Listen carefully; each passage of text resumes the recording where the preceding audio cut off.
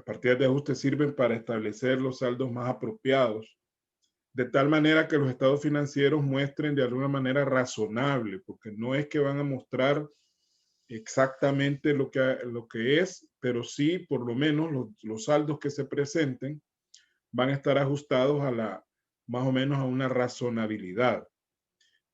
Ya habíamos hablado sobre los tipos de ajuste, ¿verdad? Ya hemos dicho que es necesario ajustar por diversas razones. Hay desgaste de algunos activos, hay pasivos y activos no registrados, hay obligaciones fiscales que no se han registrado tampoco. En fin, tenemos vencimientos de activos diferidos.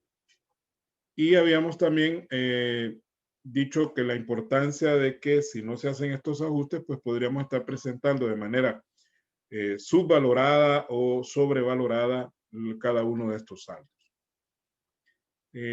Y vimos también pues, que es necesario hacer estas partidas de ajuste y que estas se pueden hacer a veces de manera mensual o de manera anual.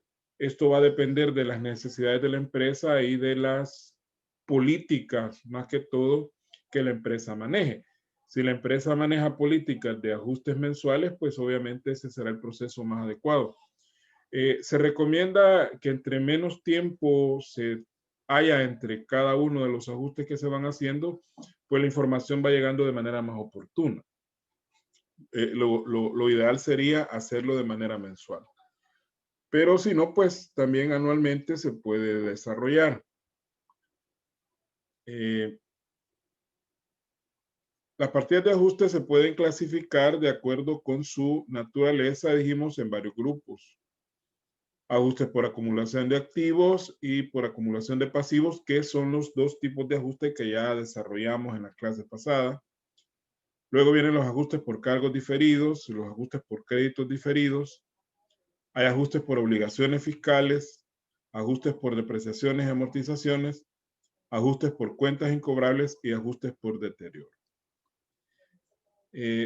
Hablamos de los ajustes por acumulación, dijimos que hay ciertas cuentas por cobrar que no han sido incorporadas porque como el cliente no ha pagado, ¿verdad? Entonces nosotros probablemente no hemos determinado cuál es la cantidad que el cliente nos puede deber, si es que es un cliente, y al no haberlo registrado, obviamente las cuentas por cobrar no tienen el valor apropiado. Hay diferentes tipos. Pueden ser, por ejemplo, intereses acumulados, que es el caso más común. Hay un cliente por ahí o otra persona que aunque no sea cliente, pero nos debe dinero y al no habernos pagado en determinada fecha, pues obviamente esa deuda ha generado intereses. Y hay otro tipo de ajuste, por ejemplo, en el caso de los ingresos devengados y no percibidos, que son los casos donde nosotros tenemos ya devengado el ingreso, pero no lo hemos podido percibir. Ya hablamos también en esta misma clase anterior, hablamos acerca de estos casos, del sistema de acumulación y el sistema de efectivo. También hay ventas no registradas.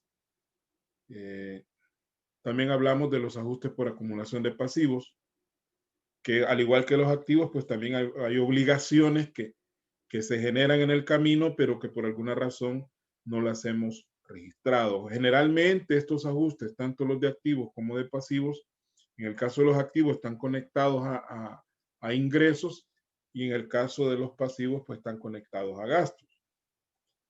Es lo que conocemos como la provisiones, ¿verdad? Así se les conoce. Y los casos son intereses acumulados por cuentas por pagar o préstamos. Hay gastos incurridos y no pagados y hay compras no registradas. Hablamos del sistema de acumulación que decíamos que de acuerdo a la ley de impuestos sobre la renta, las personas naturales deben establecer un sistema de acumulación en el cual los gastos se registran cuando se ha incurrido en ellos, aunque no se hayan pagado, y en el caso de los ingresos, pues se registran cuando se hayan devengado, aunque no se hayan percibido. En cambio, el sistema de efectivo consiste en que los gastos e ingresos se van a reconocer hasta que representen, en el caso de los gastos, salidas de dinero o en el caso de los ingresos representen entradas de dinero, que es típico de las personas naturales asalariadas, las cuales pues únicamente declaramos lo que realmente hemos percibido y no necesariamente todo lo que hemos devengado. Vamos a hablar ahora del ajuste por cargos diferidos. Quiero aclarar de que todo esto lo vamos a ver ya con números en el ejemplo que vamos a desarrollar. Creo que a partir de la próxima semana vamos a comenzar ya a desarrollar un ejercicio donde vamos a desarrollar todo el proceso de cierre. Partiendo de un balance de comprobación, vamos a hacer partidas de ajuste, luego vamos a hacer el estado de resultados, vamos a hacer partidas de liquidación y hasta cerrar, ¿verdad? Y hacer el balance final. Eso para poder en un solo ejercicio ver todo el proceso. Probablemente hoy mismo o mañana yo les voy a compartir el documento donde está el ejercicio, no para que lo desarrollen, porque esto lo vamos a desarrollar entre todos en la clase, ¿verdad? Es una cuestión para desarrollarlo en clase. Luego les va a quedar ya de tarea uno o dos ejercicios más, que con eso prácticamente iríamos cerrando el ciclo, ¿verdad? Con ese ejercicio o uno o dos ejercicios adicionales que ya serían evaluados como tercer laboratorio y tercer parcial. Por favor, me reportan la asistencia a través del chat siempre para poder ir teniendo yo mi registro ante cualquier eventualidad futura. ¿Qué son los cargos diferidos? Recuerde usted que dice ahí que los cargos diferidos constituyen gastos que la empresa ha pagado de manera anticipada y los cuales representan la facultad para exigir la prestación de un servicio durante el tiempo que dure el contrato. Sin embargo, dice ahí, ¿verdad? Pero sin embargo, en la medida en que el tiempo transcurre, dicha facultad o derecho se extingue paulatinamente. Vamos a centrarnos en un ejemplo sin números, no solo así habladito. Por ejemplo, la empresa normalmente paga alquiler, por ejemplo, que es el caso más común. Y generalmente, porque no es que a veces, sino que casi siempre, los contratos de arrendamiento de locales, sobre todo a nivel comercial, no estamos hablando a nivel de vivienda, ahí hay otro tipo de situación. A nivel empresarial, generalmente los contratos de arrendamiento de locales implican el pago anticipado de una cantidad de meses, que casi siempre es de 6 meses o 3 meses pagados de manera anticipada. Esto lo hace el propietario del local como una manera de afianzar o de amarrar al inquilino para que no vaya a salir con que va a estar ahí y al final no nos va a pagar. Y lo mínimo que se puede pedir de pago anticipado generalmente es un mes. Pero vamos a partir de que una empresa ha, ¿cómo se llama? Ha pagado 6 meses, por decir algo, de alquiler de manera anticipada. Esto en realidad es un gasto, pero ya sabemos, pero como lo estamos pagando de manera anticipada, ese gasto no utilizado, porque digamos yo lo pago en enero y me va a cubrir hasta junio, mientras no lleguemos a junio, la totalidad de ese pago es un activo. ¿Por qué? Porque yo tengo el derecho, la facultad para exigir, en este caso, que me permitan utilizar el local durante esos 6 meses. Sin embargo, en la medida que va pasando el tiempo, la facultad o el derecho que yo tengo sobre ese alquiler va reduciéndose de manera paulatina. O sea, paulatina quiere decir poco a poco, no de una sola vez. Por ejemplo, si yo tengo 6 meses pagados, en enero tengo derecho a 6 meses de alquiler. Pero pasado el mes de enero, ese derecho se reduce a 5 meses, que sería febrero, marzo, abril, mayo, junio. Y así sucesivamente hasta llegar a junio. Prácticamente al final, al 30 de junio, yo ya no tendría prácticamente ningún activo. Ese activo se extinguiría o dejaría de existir. Entonces, por eso es que es importante hacer el ajuste por cargos diferidos para ir trasladando ese activo, dejar de ser activo y convertirse en gasto.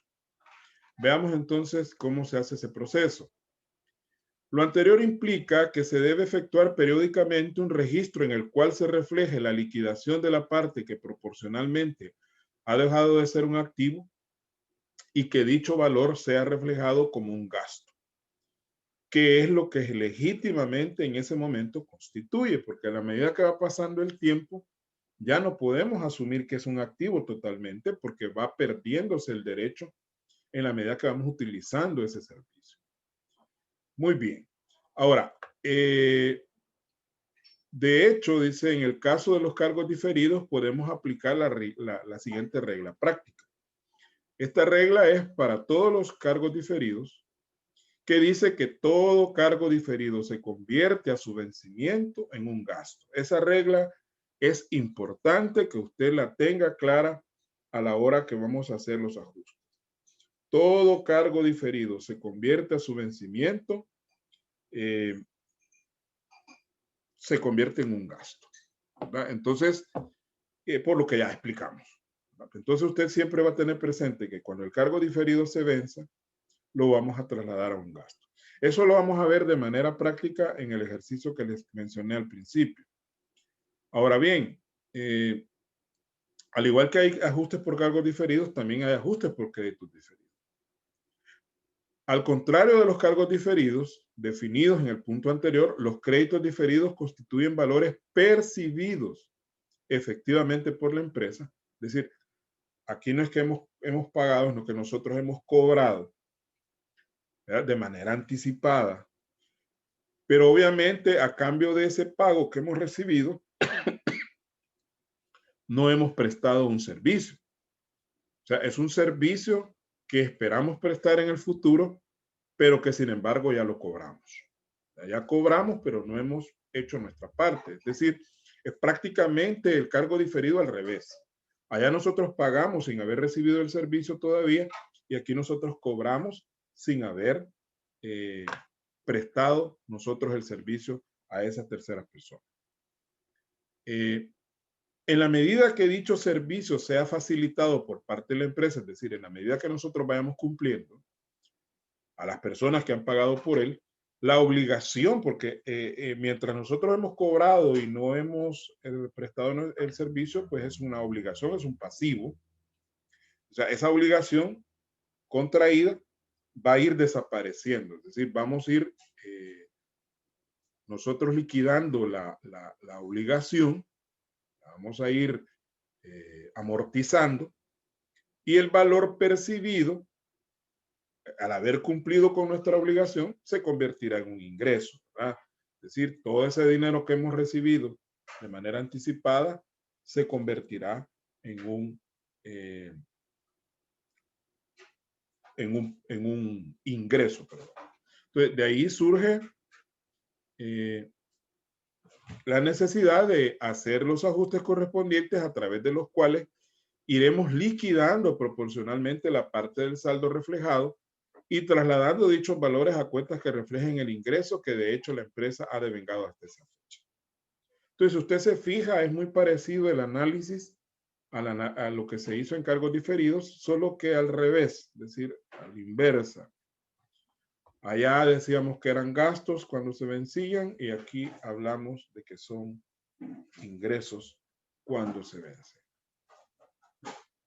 Por eso dice aquí la regla, al igual que para los cargos diferidos, existe una regla fundamental para la liquidación de los créditos diferidos, que es que todo crédito diferido se convierte a su vencimiento en un ingreso. Entonces, así como el cargo diferido se convierte en un gasto, los créditos diferidos se van a convertir en un ingreso por lo mismo que hemos aclarado, ¿no? Que al momento de que lo cobramos era una obligación, pero a la medida que nosotros vamos cumpliendo con esa obligación, se va convirtiendo en un ingreso. Por ejemplo, veámoslo con el mismo ejemplo, solo que al revés. Digamos que nosotros arrendamos parte del local, que a eso se le llama subarrendamiento, ¿no? Nosotros alquilamos un local completo, pero hay una parte de ese local que nosotros se lo arrendamos a otra persona para un mini negocio que tiene ahí. una fotocopiadora, una venta de jugos, lo que sea. Y nosotros le cobramos 6 meses anticipadamente. Entonces eso es una obligación para nosotros, un pasivo, es un alquiler cobrado por anticipado. Pero en la medida que vamos nosotros, va pasando el tiempo, porque como la persona está utilizando el local, en la medida que va pasando el tiempo, esa obligación va extinguiéndose, va muriendo y obviamente ese dinero deja de ser una obligación y se convierte en un ingreso porque ya nosotros lo hemos devengado y al mismo tiempo lo hemos percibido. Muy bien. Es en cuanto al ajuste por créditos diferidos.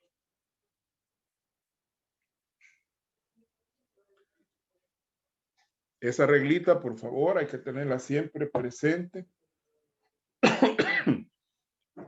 cuando estemos desarrollando los ejercicios. Todo crédito diferido se convierte a su vencimiento en un ingreso.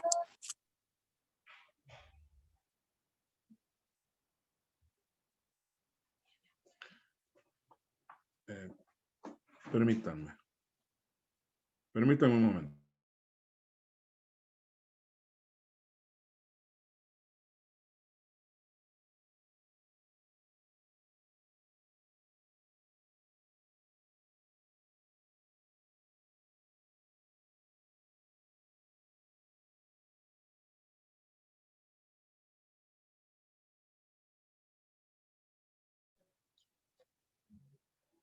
Muy bien, disculpas ahí porque el trabajo no da tregua. Muy bien. Vamos a hablar ahora de un ajuste o un conjunto de ajustes, porque no es que sea un solo ajuste, que se llama ajuste por obligaciones fiscales. Dentro de lo que hablamos, ¿se recuerda usted en la última clase? Hablamos de las retenciones y de las percepciones. Por ahí el video, pues lo subí en YouTube. Quiero decirles que por ahí vamos a ir subiendo también los videos de las clases, incluyendo esta y las siguientes, al canal de YouTube para no saturar mucho el drive.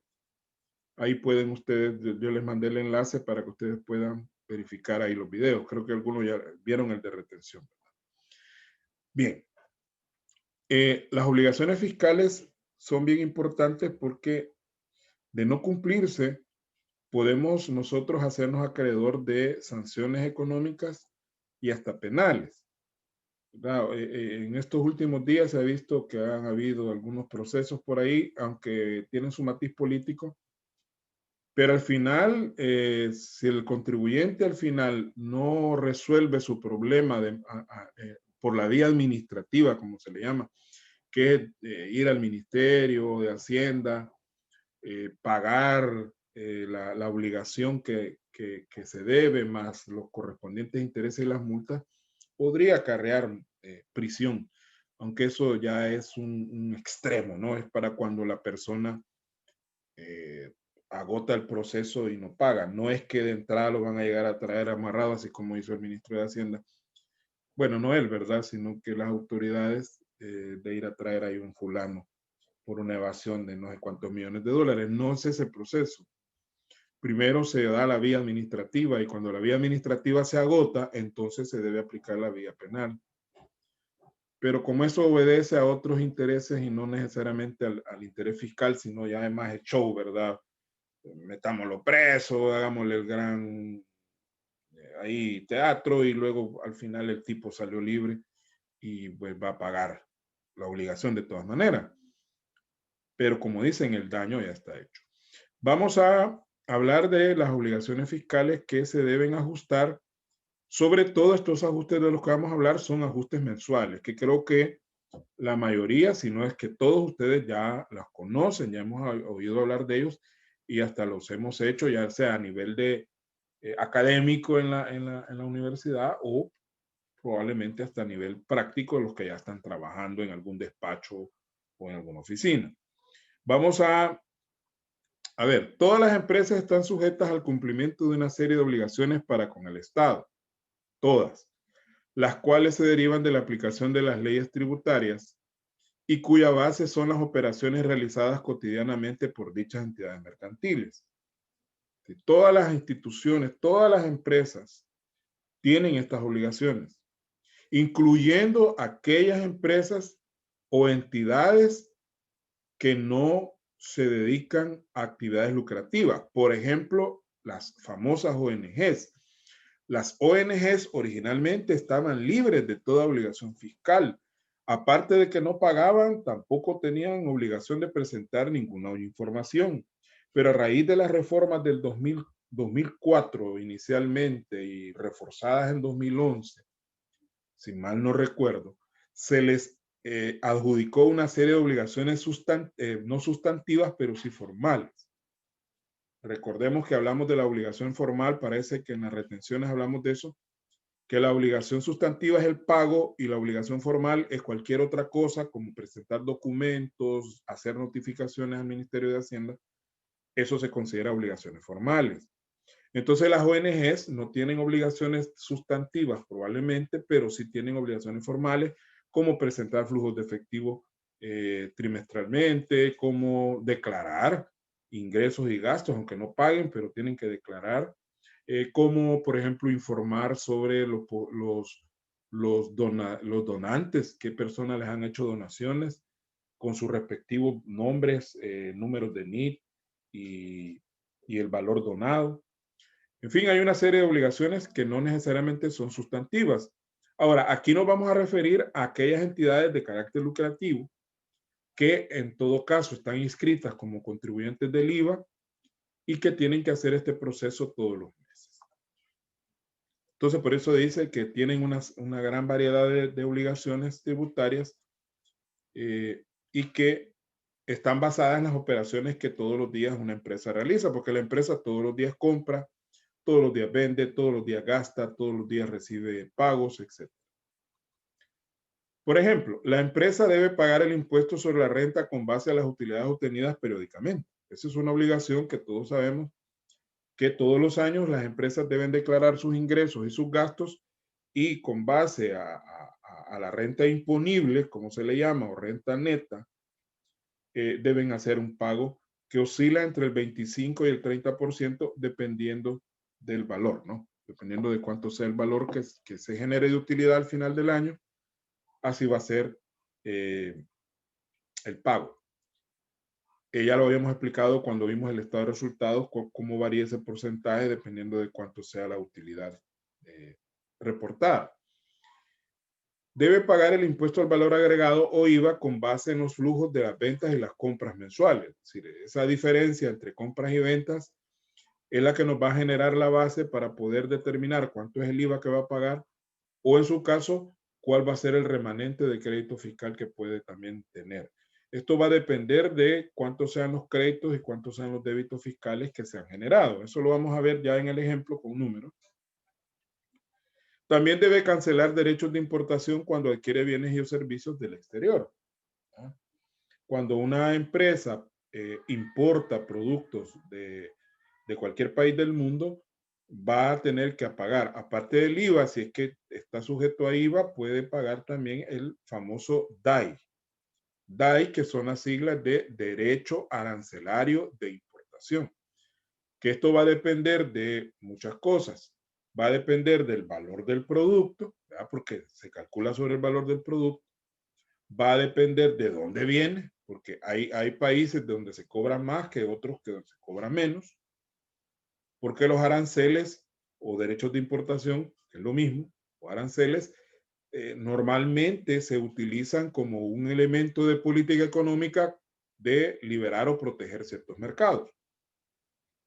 Por ejemplo, si nosotros queremos proteger el mercado del azúcar, por decir algo, en nuestro país, vamos a ponerle aranceles altos a las importaciones de azúcar para proteger al productor nacional.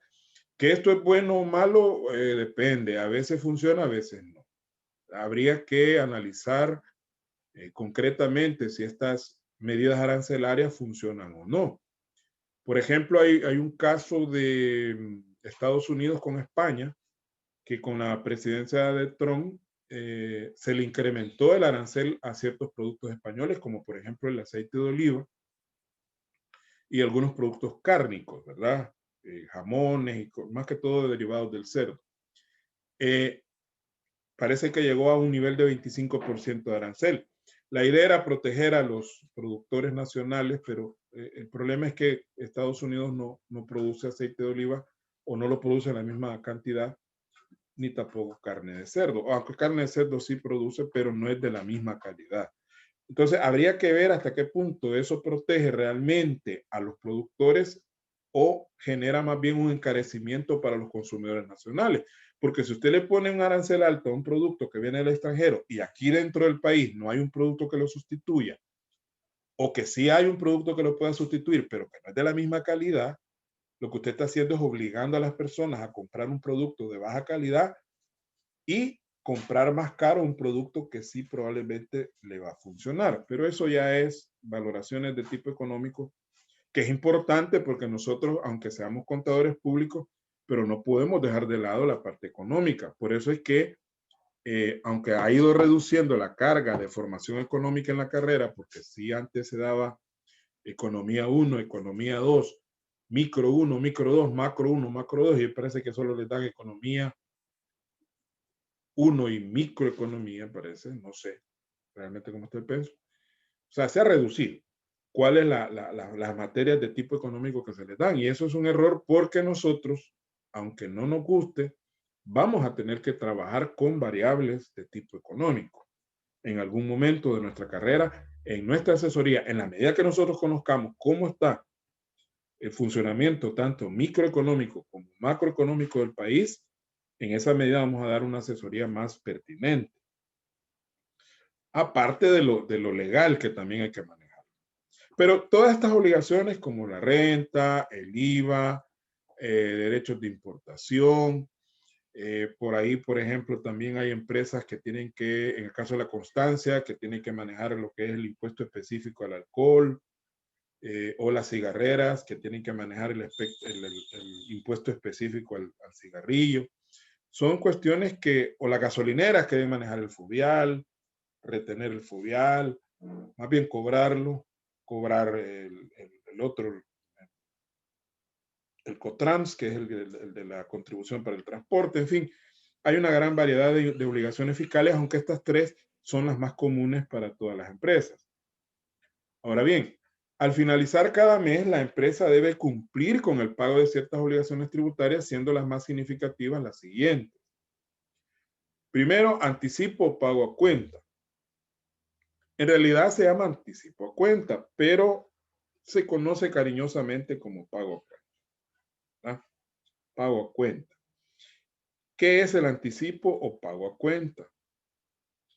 Dice que esta obligación constituye un valor anticipado que la empresa debe enterar o pagar al fisco, o sea, al Ministerio de Hacienda, a cuenta del impuesto sobre la renta que tendrá que pagarse a fin de año. Como su nombre lo dice, es un anticipo.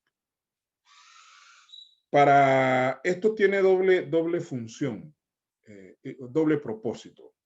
Por un lado, permite al Estado poder percibir dinero de manera paulatina mensualmente, porque el Estado gasta mensualmente, al igual que cualquier empresa. Por lo tanto, ese dinerito que le va entrando de los anticipos a cuenta es como ayuda a la liquidez del Estado, es decir, a que el Estado tenga fondo fresco, ¿verdad? Y no estar esperando hasta fin de año a que los contribuyentes paguen y hasta entonces recibir el dinero. Eso para el fisco y para el contribuyente igual, aunque al revés, igual pero al revés. Bueno, ¿qué quiero decir con esto? Que el contribuyente al ir pagando por poquito, se quita el pencazo que puede llegar a pagar al final del año. O sea, se evita el tener que pagar de una sola vez probablemente una cantidad fuerte de dinero.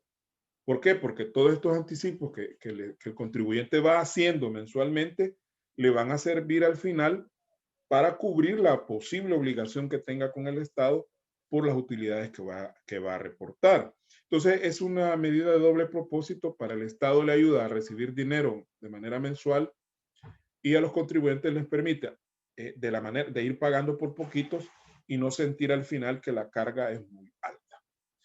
Esta obligación está regulada en los artículos 151 al 153 del Código Tributario y establece ciertas reglas. Debe ser cancelado dentro de los primeros 10 días hábiles del mes siguiente. Días hábiles, no es días corridos, ¿verdad? Son días hábiles. Quiere decir que se debe restar dentro de este plazo. Se deben restar los fines de semana y se deben restar los días festivos o días de asueto. Esos días no van incluidos dentro del plazo. Quiere decir que este plazo de 10 días normalmente se alarga ya en términos de tiempo corrido a 14 o 15 días y en casos extremos unos 17 días. Por ejemplo, cuando la Semana Santa queda al principio de un mes o en el caso de las vacaciones de agosto, puede que el plazo se alargue 15, 16 o 17 días, que es lo máximo, ¿no? O sea, por ejemplo, lo que corresponde al pago a cuenta de noviembre se va a pagar dentro de los primeros 10 días hábiles de diciembre. El porcentaje que se aplica, que se ha ido modificando desde hace mucho tiempo, que era un porcentaje más pequeño, pasó al 1.5 y ahora ha llegado al 1.75% sobre los ingresos brutos del mes. Es decir, cuando dice ingresos brutos, porque ahí hay una confusión a veces en los alumnos, que dicen que si vamos a calcularlo sobre los ingresos y los ingresos son las ventas, entonces no debemos restarle la rebaja y devoluciones sobre ventas. No, eso es mentira. Siempre sobre ventas netas. Cuando dice ingresos brutos es que no debemos restarle gastos. Gastos no hay que restar. No es que yo voy a decir vendí $50,000 menos 30,000 de gastos, voy a declarar sobre 20,000. No. Sino que si usted vendió 50,000, pero hay rebajas de 1,000 y devoluciones de otras 1,000, esos $2,000 hay que restarlos porque las rebajas y las devoluciones sobre ventas son ventas no realizadas. Entonces, si son ventas no realizadas, no se puede declarar sobre ese valor. Entonces, cuando dice brutos, significa que no se debe restar gastos. Y hay ciertos porcentajes diferenciados, por ejemplo, algunas gasolineras y algunos otros tipos de actividad que tienen porcentajes reducidos. Para eso, pues, usted puede remitirse a los artículos que acabo de mencionar para ver cuáles son esos porcentajes diferenciados que hay para otro tipo de actividades. Y rematamos acá diciendo que las rebajas y devoluciones sobre ventas deben ser deducidas, ya que constituyen ventas no realizadas, lo que acabamos de estar mencionando. Eso como, diga. Hola, buenas tardes. Sí. ¿Verdad que es 1.75%? Se le resta el IVA a las ventas totales, le restamos el IVA, ¿verdad? Es que normal, las ventas no deben llevar IVA cuando se registran, ya deben ir sin IVA. Sí, Ok. valor sin IVA, correcto. Muy bien, vamos al IVA, ya que estamos hablando del IVA. Impuesto al valor agregado.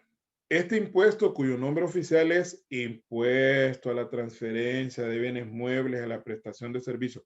Ese es el nombre oficial del impuesto. Ahora me decía un alumno, mire, licenciado, entonces es incorrecto que le llamemos IVA. No, porque el mismo reglamento de la ley del IVA establece que se le puede llamar así. Esto tiene su historia de por qué se llama IVA. ¿Verdad? Algo hablamos en la clase pasada, me recuerdo yo, cuando hablamos del impuesto de timbres. Realmente, no fue con usted, no recuerdo si con ustedes hablé de eso, del impuesto de timbres, pero originalmente, pues, se llama IVA porque cuando usted compra una cantidad de dinero de mercadería y le aplica el IVA, eso le genera un crédito y cuando usted vende le genera un débito. Entonces, lo que usted va a pagar es la diferencia entre el débito y el crédito, que no es más que el IVA sobre el valor que usted le agregó al precio del producto para venderlo. Entonces, por eso se llama impuesto al valor agregado. Esto se hizo para evitar el efecto cascada que tenía el impuesto de timbre, donde el impuesto se iba calculando impuesto sobre impuesto. Vamos a cerrar esta parte porque ya me estoy quedando sin tiempo y reiniciamos de manera inmediata porque solamente vamos a tener 2 sesiones nada más. Entonces vamos a cerrar y nos reconectamos inmediatamente.